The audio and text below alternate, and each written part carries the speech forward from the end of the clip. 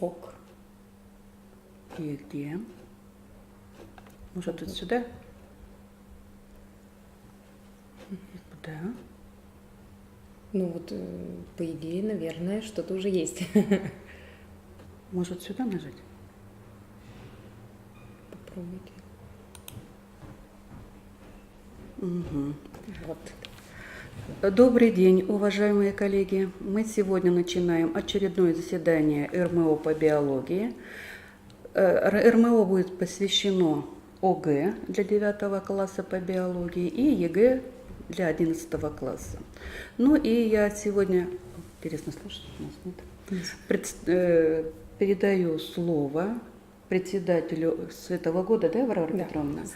Председателю ОГЭ по биологии Варваре Петровне. Так, здравствуйте, уважаемые коллеги. Секундочку, нам необходимо включить. Нет, это тут сюда, вот на этот. Включить презентацию. Так, слайд. Сначала. Итак, уважаемые коллеги, зовут меня Попова Варвара Петровна. С 2019 года я являюсь председателем Республиканской комиссии по проверке экзаменационных работ основного общего образования. И сегодня мы поговорим с вами об особенностях проверки и оценивания развернутых ответов второй части ОГЭ по биологии. Хочу вам напомнить, что во второй части КИМ в заданиях 29-32 требуется детям дать развернутый ответ на поставленные вопросы. Эксперты ОГЭ проверяют развернутые ответы в соответствии с ключами работы, а не сравнивают работы детей между собой. То есть получается, что мы оцениваем каждую работу, сравнивая с эталоном.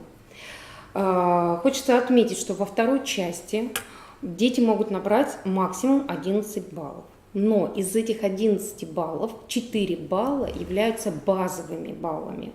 То есть это ответы, которые на достаточно простые вопросы дают дети. Итак, задание 29. 29-е задание, оно является повышенным уровнем сложности и всегда представлено текстом и 3 вопросами к нему.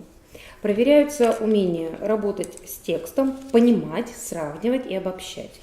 Как правило, 2 вопроса по тексту, а 3-й вопрос предполагает использование собственных знаний по данной теме. Значит, мои рекомендации будут следующие. Сначала вам, как учителю, необходимо прочитать вопросы к тексту и самим проработать этот текст. А потом уже, после того, как вы ответите на эти вопросы, сравнить их с ключами. И тогда вы будете понимать, какие будут давать ответы дети и на что стоит обратить внимание, где можно подкорректировать их работу.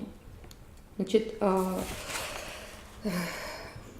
что еще хотелось бы здесь отметить? В 29-м задании, так как это работа с текстом, если в вопросе указывается, например, перечислите 3 причины, и эти причины даны в тексте. Если ребенок дает 2, 1, то этот элемент ответа не засчитывается. То есть здесь проверяется точная работа с текстом ребенка. Итак, рассмотрим на примере. У нас в пример я взяла текст «Пищеварительные соки и их изучение». И мы видим первый вопрос, какова роль белка лизоцима, второй, какой фермент содержится в желудочном соке, а вот 3-й вопрос, тут уже развернутый ответ. Объясните, почему при поступлении пищи в ротовую полость в желудке начинает выделяться желудочный сок. Как мы видим, первый и второй вопрос достаточно простые, и когда мы работаем с текстом, мы видим достаточно большой текст, можно увидеть конкретные ответы на данные вопросы. Вот я выделила красным цветом ответ на первый вопрос. Во втором абзаце вы видите, лизоцим обладает бактерицидным действием. И вот эту часть предложения ребенок должен перенести в бланк ответов. И в 3-м абзаце, какой фермент содержится в желудочном соке, мы видим, что желудочный сок представляет собой кислую среду бесцветную жидкость, содержащую фермент пепсин. То есть дети выписывают только вот это словосочетание – фермент пепсин.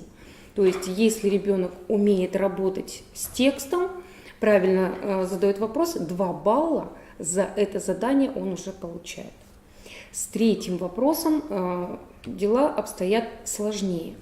Скорее всего, дети вспомнят данную схему и описание безусловного пищеварительного рефлекса из учебника Драгомилова и Маша, параграф 34, регуляция пищеварения.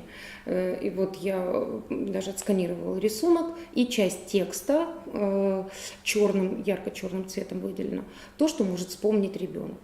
И таким коричневым цветом, вы видите, выделено предположительный ответ. То есть, грубо говоря, дети должны вспомнить безусловный пищеварительный рефлекс. И вот мы видим, в рецепторах языка возникает возбуждение, которое поступает в пищеварительный центр продолговатого мозга, и от него сигнал поступает к железам желудка, которые вырабатывают желудочный сок. Если мы сверимся с вами с эталоном ответа, то мы увидим в третьем задании, здесь я подчеркнула, в критериях дается желудочный, да, центр желудочного сокоотделения продолговатого мозга. Ребенок не напишет желудочного сокоотделения, но он вспомнит о пищеварительном центре, низшем пищеварительном центре продолговатого мозга. И самое главное здесь указать продолговатый мозг. То есть если ребенок написал уже описал вот эту рефлекторную дугу, то он за этот элемент получает балл. И я специально красным цветом для вас выделила, допускаются иные формулировки ответа, не искажающие его смысл. То есть, если нет биологической ошибки, элемент засчитывается. Так, следующее задание, 30-е. Начиная с 30-го задания, все задания, высокого уровня сложности. В чем здесь заключается сложность? Дело в том, что детям работать с текстом легко, но переводить табличную информацию, какую-то статистическую, графическую информацию в текст достаточно сложно. Но и здесь мы можем выделить базового уровня вопросы, на которые достаточно просто дать ответ. Мы с вами видим, что первый вопрос звучит следующим образом. Каков процент выживших птенцов из кладки, в которой было 6 яиц? Здесь ребенок находит 6-ю строчку, выходит в правую колоночку и видит 53%. И достаточно легко здесь найти этот ответ. Второе. Какая существует зависимость между числом яиц в кладке и долей выживших птенцов? Тут тоже, в принципе, хорошо видно, как происходит изменение доли выживших птенцов в зависимости от числа яиц.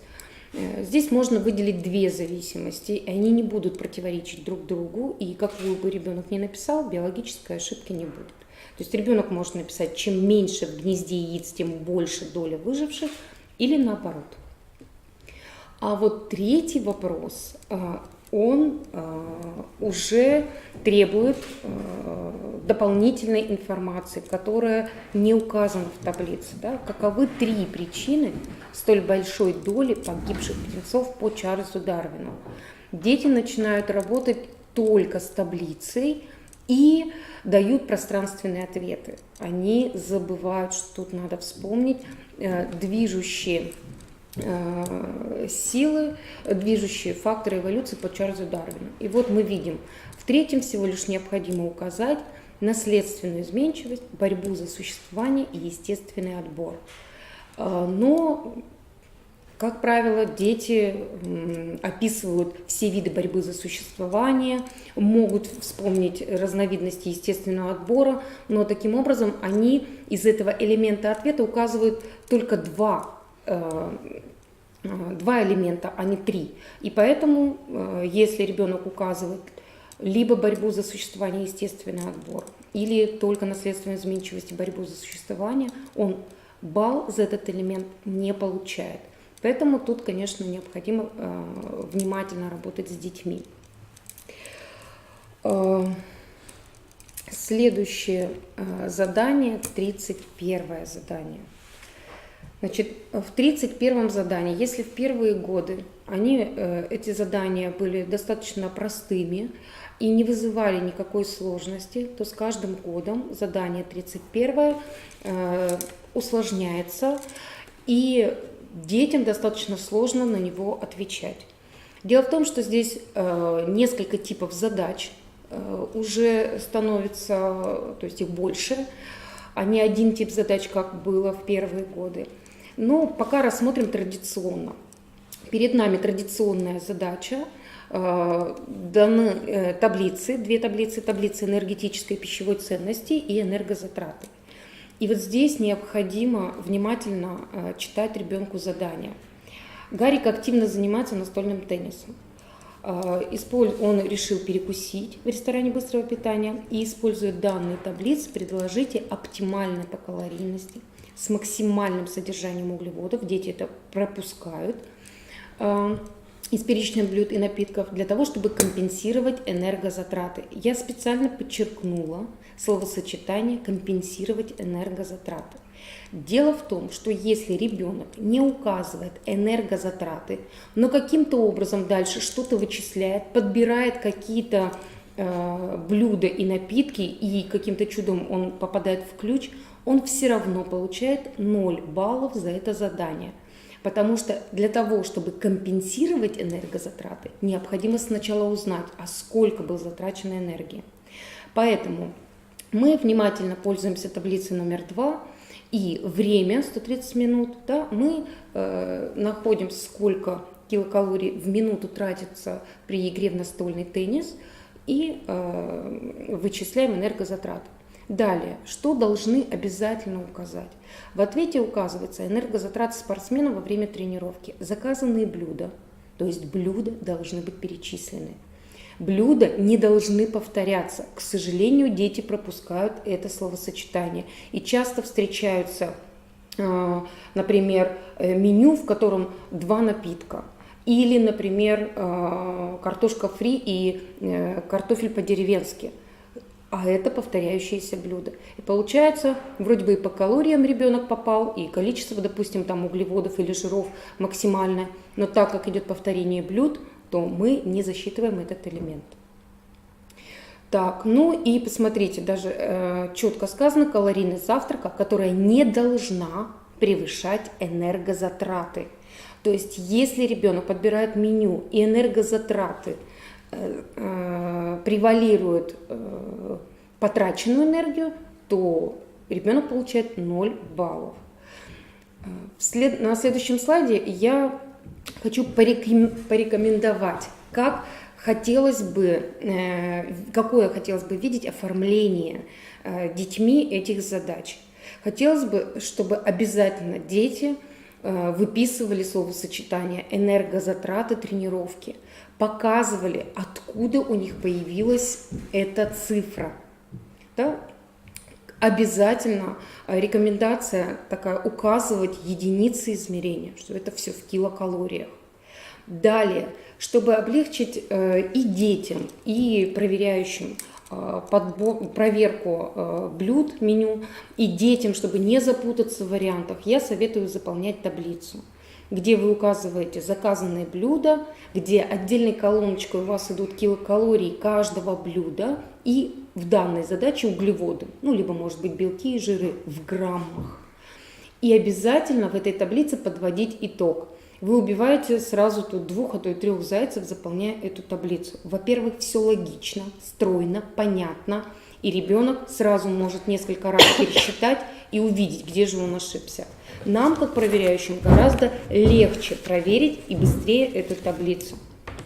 Ну и посмотрите, я привела 2 варианта подобранных блюд. Это может быть 710 килокалорий и 92 углевода. Да, и посмотрите, омлет с ветчиной нам по условию дан, что ребенок его заказывает. И также мы видим второй вариант, который идеально подходит на энергозатраты. Это 715 килокалорий и 109 грамм. Конечно, ребенок выберет второй вариант. Но давайте-ка заглянем с вами в критерии ответа. И если мы посмотрим в критерии ответа, которые идут именно к этой задаче, то мы с вами увидим, что первый вариант меню, где калорийность завтрака меньше, не 715, а 110 килокалорий и количество углеводов 92, является наиболее правильным ответом. И, к сожалению, если ребенок пишет второй вариант, оказалось бы он наиболее правильный, он не попадает в критерий и поэтому получает всего 1 балл только за энергозатраты. Поэтому мой совет учащимся, которые буду задавать в этом году: не поленитесь, сделайте 2, а может быть и 3 варианта и аккуратненько их занесите в таблицу. За то, что вы указываете лишний вариант, баллы сниматься не будут. Но если вы в этом лишнем варианте его и прорешаете, то есть вероятность того, что вы попадете в ключи. Это такой мой небольшой совет. Следующее – это задание 31 задание, но второй тип заданий. Второй тип задач. Значит, здесь какая особенность? Эти задания появились года 3 назад, и дети, внимательно не читая, начинают подбирать меню. Хотя давайте обратимся к тексту. Мы видим, что здесь меню уже дано. Ничего подбирать детям не надо.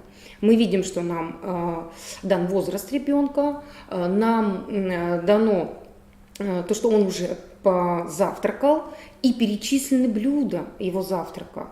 И необходимо высчитать рекомендуемую калорийность первого завтрака, реальную энергетическую ценность первого завтрака, то есть то, что он уже съел, и количество углеводов необходимо посчитать. И четвертый элемент – это отношение поступивших с пищей углеводов к их суточной норме. То есть если мы посмотрим по подчеркнутым элементам, то мы видим, что ребенку необходимо в этой задаче дать 4 цифры, вычислить 4 цифры. И от этих 4 цифр уже будет зависеть его баллы при ответе на это задание. Как я рекомендую отвечать на этот тип заданий? Точно так же. Мы ставим цифру 1 и выписываем рекомендуемую калорийность первого завтрака. И из таблиц мы берем по возрасту ребенка, берем 2900 килокалорий, он должен питаться в сутки, рекомендуемая калорийность первого завтрака 14%, и мы вычисляем, что ребенок должен за завтраком набрать 406 калорий. Все понятно, указаны единицы, что откуда взялось, из формулы видно. Далее, под вторым пунктом вы заполняете таблицу, и автоматически получается, ребенок отвечает на 2 вопроса. И килокалории завтрака, и количество углеводов. И мы видим заказанные блюда, мы видим калорийность каждого, мы видим углеводы каждого блюда, и мы видим итог. Затем третий пункт, мы должны определить отношение поступивших с пищей углеводов к суточной норме. Из таблицы мы берем 81 грамм углеводов, которые мы вычислили, и из таблицы рекомендуемое количество углеводов в сутки 375. Так как детям разрешено пользоваться калькуляторами, 81 мы делим на 375, получаем 21,6. То есть округляем до целого числа, получается 22%. Вот, следуя этому клише, этому алгоритму работы, ребенок может максимальное количество баллов здесь взять. Значит, рекомендую обратить внимание на критерии ответа данного типа заданий. Если верно определены все 4 цифры, вычислены, то ребенок получает 3 балла. Если только любые 3 значения, то 2 балла.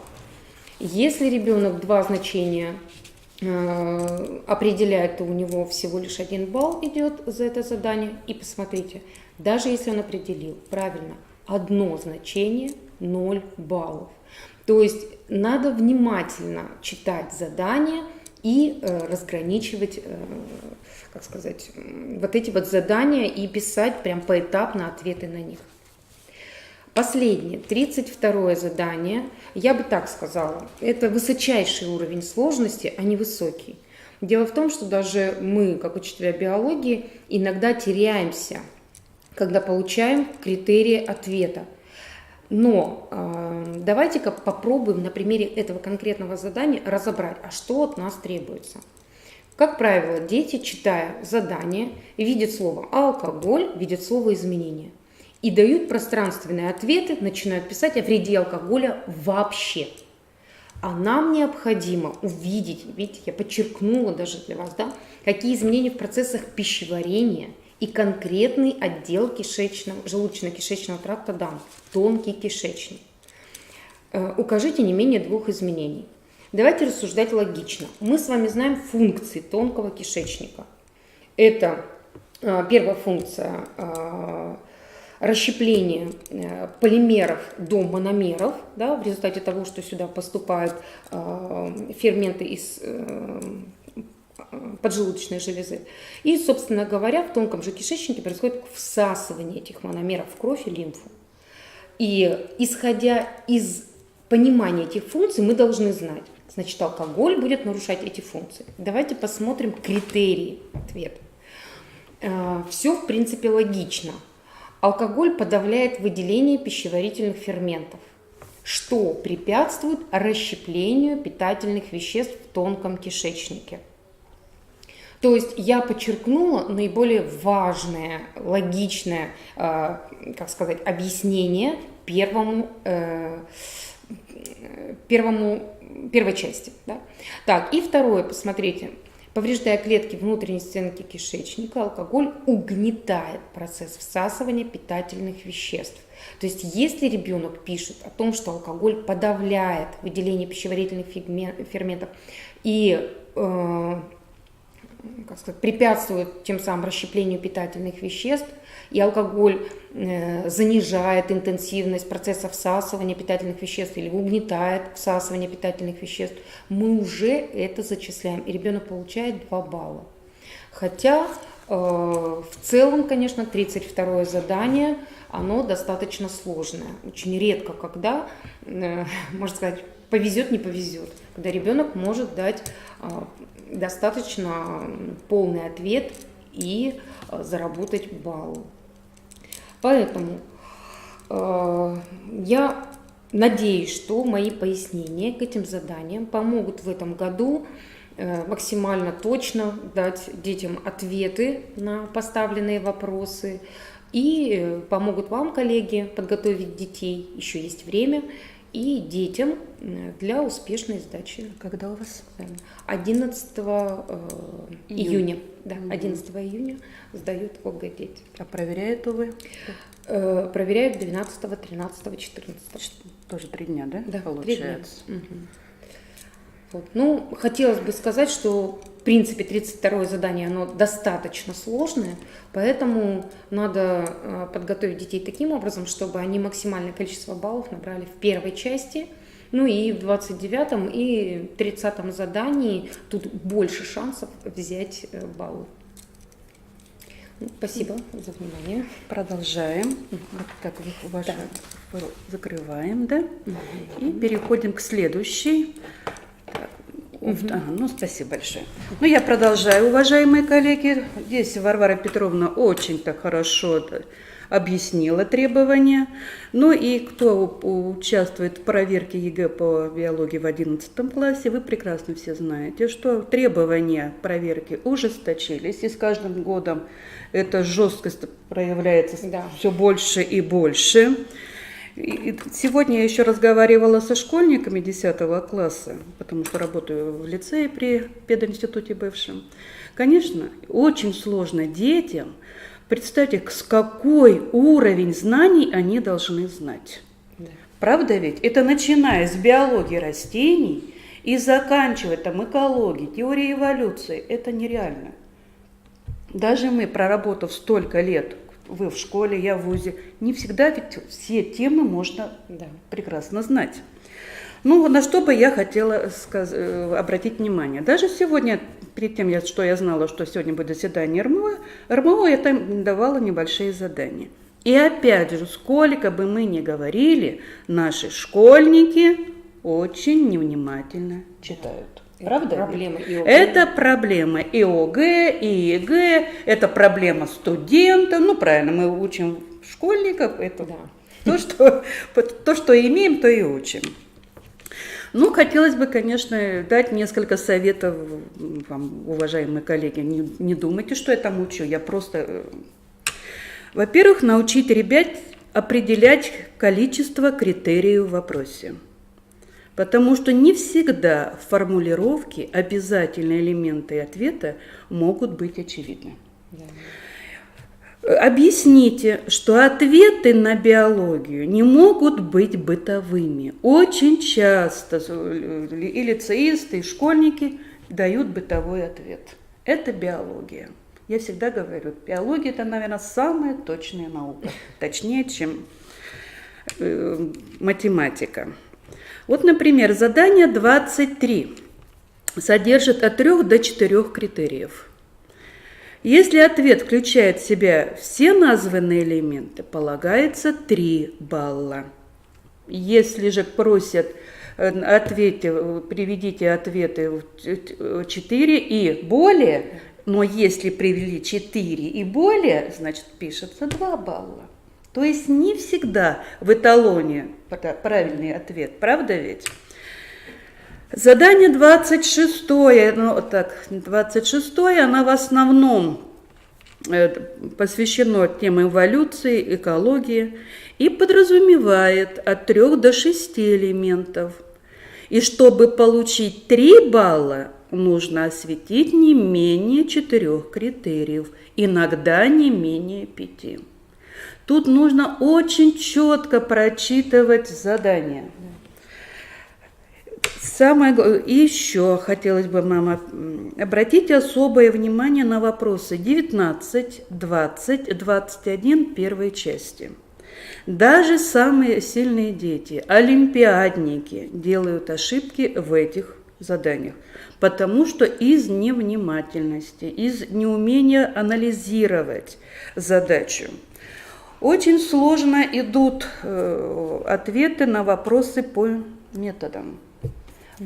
Вы прекрасно знаете, что с каждым годом в вопросе очень много на методы. Правда ведь? Да. Вот, например, каким методом и в какой фазе деления изучается кариотип человека? Чем объясняется этот метод?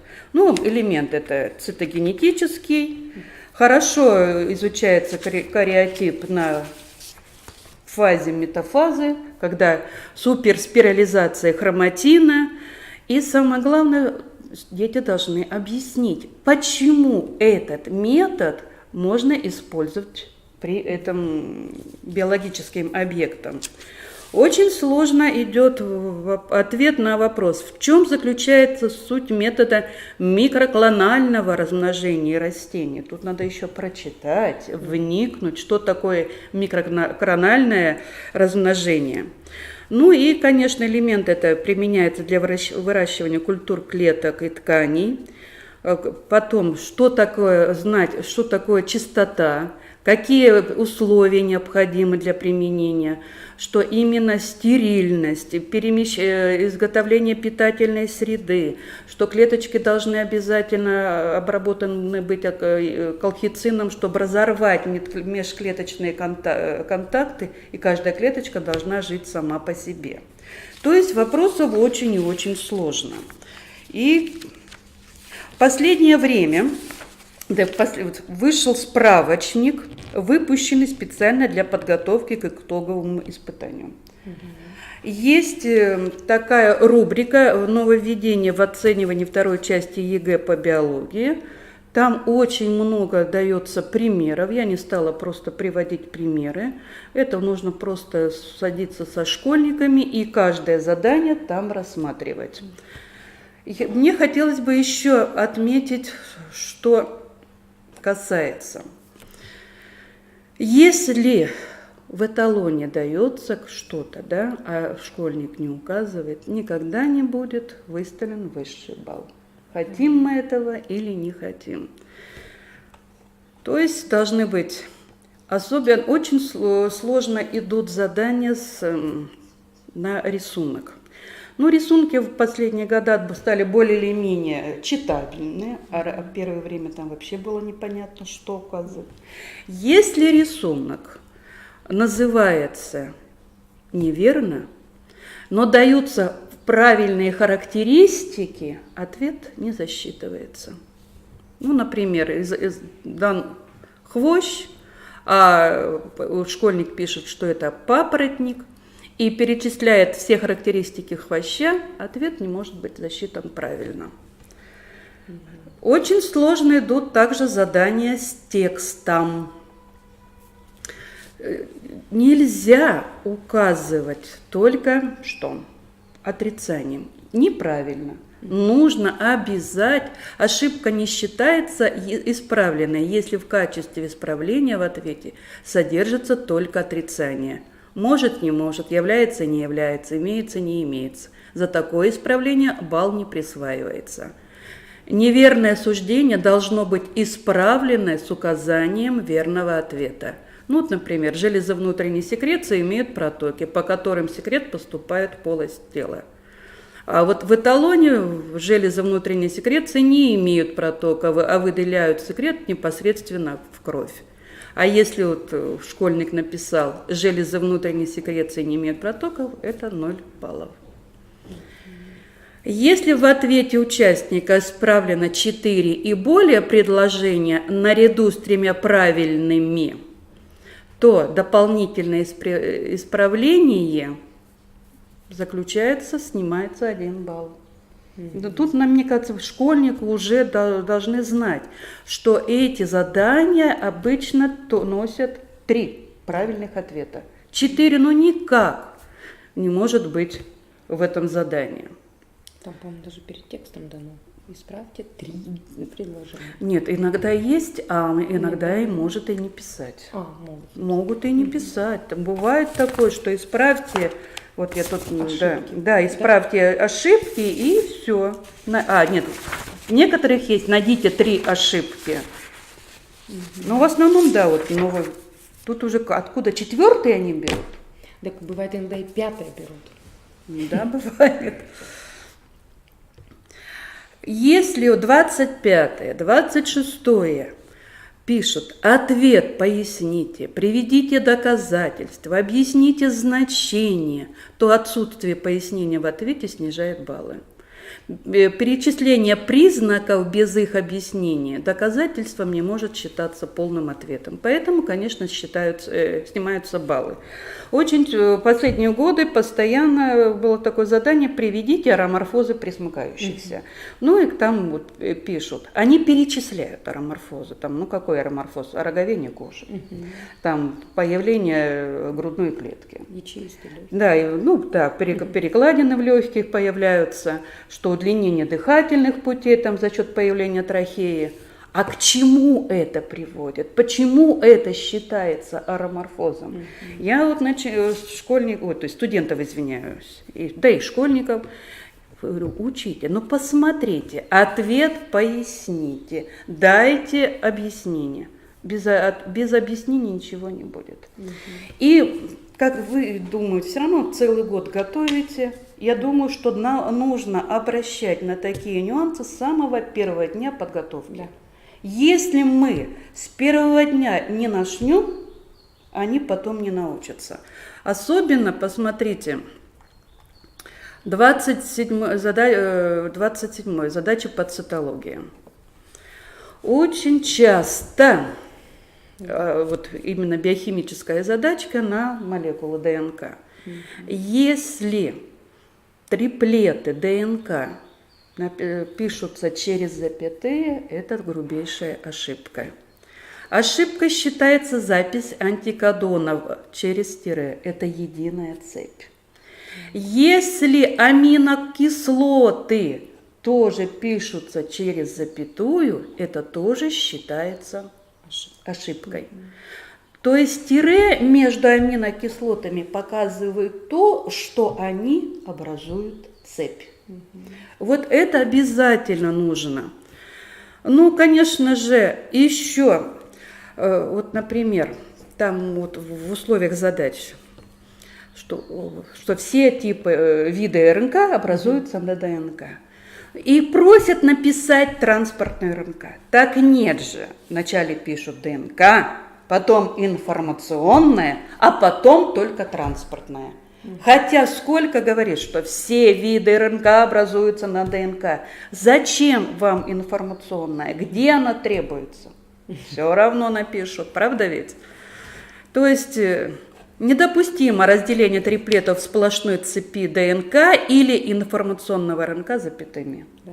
А вот транспортные РНК, если они являются антикодонами, должны быть через запятую. То есть очень много плохо идут задачи вот как раз на кариотипы, на количество знаний хромосом. А чтобы хорошо шли задачки, нужно знать процессы гаметогенеза. Что в гаметогенезе есть рост, есть размножение. То есть вначале размножение, потом рост. Что размножение идет путем митоза. Что в результате вот в этой зоне, ну пусть там овогоний делится, он все равно будет 2N, 2C. А потом уже переходит стадия роста.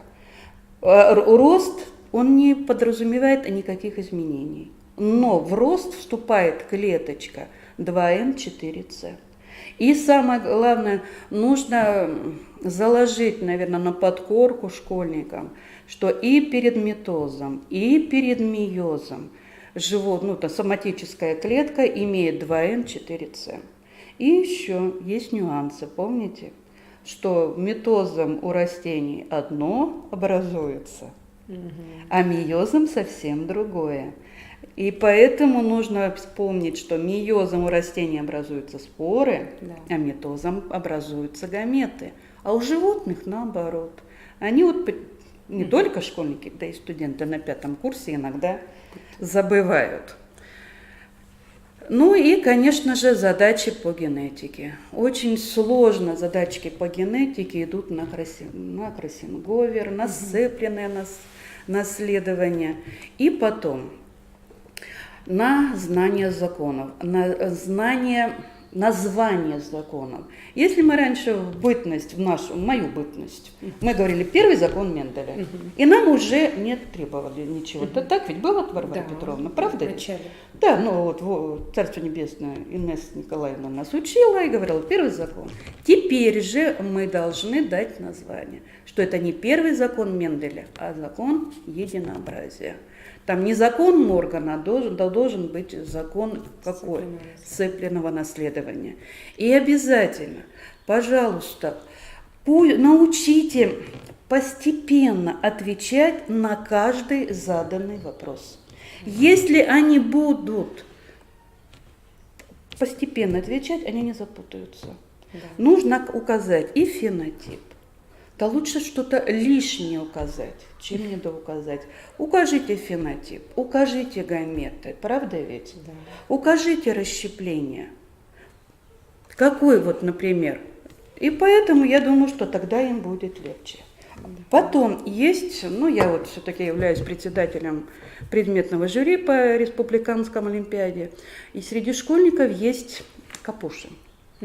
Вот они сидят, все на черновичок выпишут, а потом времени нет перенести. И они начинают спешить. Точно так же на ЕГЭ дается 180 минут, так ведь? 180. Да, 3 часа же. 3 часа, 180 минут. Правильно. Правильно. И вот некоторые вот пишут, там копаются, и потом заканчивается ЕГЭ, и такие глупейшие ошибки.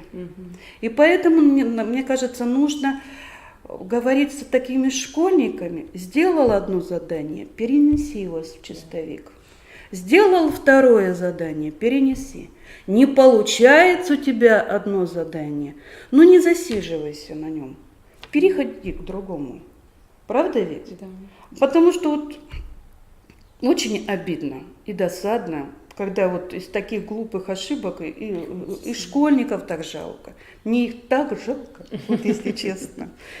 Ну, я думаю, что вы все это прекрасно знаете. Все эти методические рекомендации мне на сайте есть. И РИЦОКа, и ФЭПО, где их только нет. Правда? Даже появились уже примерные ответы, задания-ответы. Вот было предварительное, да? Тоже там на сайте. Но только одно говорю. Там столько грубейших ошибок в ответе. Я не знаю, кто там это их составлял. Но грубейших ошибок очень много, да. Это на сайте ФИПИ досрочный период. Нет, это только, ну, нет, не на ФИПИ. Не на Решу ЕГЭ? Да, сайт. да. Да, там есть ошибки. О, и я тоже детям говорю о том, что там очень внимательно надо прорешивать задания и внимательно проверять. То есть даже когда вы сверяетесь, обращать внимание, там могут быть биологические ошибки. И очень много биологических ошибок. И поэтому говорят, ой, я ответ взяла с интернета. Но кто сказал, что в интернете это все так правильно? Уважаемые коллеги, уважаемые наши школьники, девятиклассники, одиннадцатиклассники, мы вам желаем успехов. Мы желаем вам удачи. Да. Чтобы у нас в республике было много-много 100-бальников. Правда? И отличников. И отличников. Всего вам доброго. Мы ждем ваши вопросы. Следующее заседание где-то, наверное, будет у нас осенью. Мы, наверное, его посвятим все-таки Олимпиаде, да? Да, я думаю, что надо Олимпиаде. К Олимпиаде. Конечно, мы хотели уже с учителями, что нужно не только вот в КРИРО вот таким образом, а может собраться там или на Химбиле, да. Желательно, потому что, чтобы показать, что, какое оборудование, что требуется, чтобы учителя вначале сами научились, Да. потом научили школьников. Ну и всего вам доброго, до свидания. Успехов. Успехов.